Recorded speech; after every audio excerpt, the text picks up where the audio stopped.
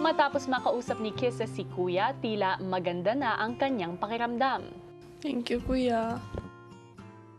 Pero paglabas ng confession room, may napansin siya.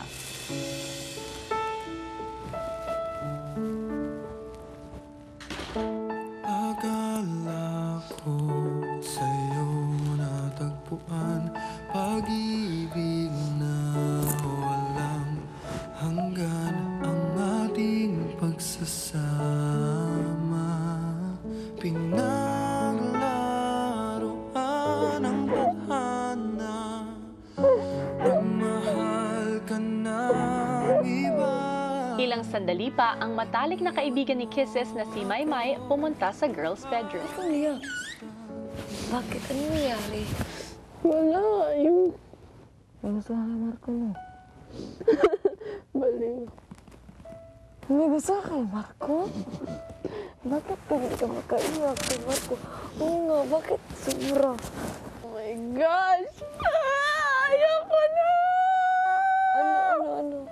Ayoko na! Ano nga? Ayoko na pag-usapan. Ano ba? Di ba naalala mo? Nung mga first, kami kasi yung close na close. Gusto ko talaga yung ugali niya. Sobrang napamahal ako sa kanya nun. Tapos,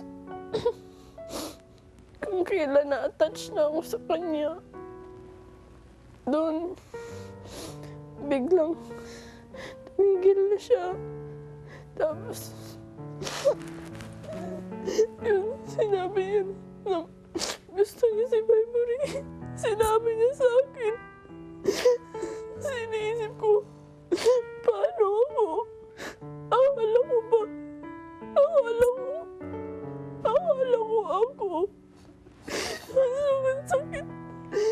Kasi, ang sakit kasi, lagi na lang, hindi ako yung pinipili. Hindi ko alam kung ano yung mali sa akin. Kasi lagi na lang ako ganito. Hindi ko alam kung ano mali sa akin. Ang sakit-sakit na. Ang sakit-sakit. Dami pangarap sa buong mundo. Oo. Yung deserve para sa'yo, naghihintay yun. Sabi nga ni Kuya, maniwala tayo sa tunay na pag-ibig, di ba? Kaya, kung para talaga yun sa'yo, yan yung si Marco na yun, darating yun. Pero ngayon, pabayaan mo sila. Maghintay tayo sa tamang panahon ng bata pa natin. Kaya nga. Kailan yan, naiintindihan ko part yan sa teenager natin. Ramdaman mo lang para sa susunod matuto na tayo. Alam mo, talagang clueless ako sa'yo. Kalakas talaga si Edward. Akala ko din eh.